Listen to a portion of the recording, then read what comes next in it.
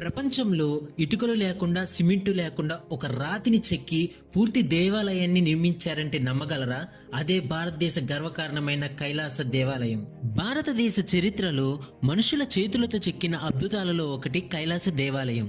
మహారాష్ట్రలోని ఎల్లోరాలో ఉన్న ఈ కైలాస దేవాలయం ఒక పెద్ద రాతిని పైనుంచి కిందికి చెక్కుతూ నిర్మించబడింది.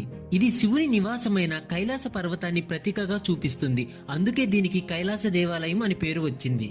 రాష్ట్రకూట రాజవంశానికి చెందిన మొదటి కృష్ణుడు 8వ శతాబ్దంలో ఈ అద్భుతాన్ని నిర్మించాడు.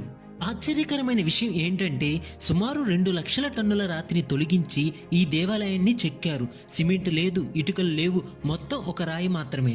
దేవాలయంలోని శిల్పాలు రామాయణం, మహాభారత ఘట్టాలు, శివపార్వతి, రావణుడు కైలాసాన్ని ఎత్తే దృశ్యం అన్ని కూడా అతి సూక్ష్మంగా చెక్కబడ్డాయి. ఈ దేవాలయాన్ని చూస్తే ఇది అసలు నిజంగా మనుషులు చేశారా అని అనిపిస్తుంది. అందుకే కైలాస దేవాలయం ప్రపంచ అద్భుతాల్లో ఒకటిగా గుర్తించబడింది. వీడియో నచ్చితే లైక్ చేయండి, షేర్ చేయండి, సబ్స్క్రైబ్ చేయడం మర్చిపోవద్దు.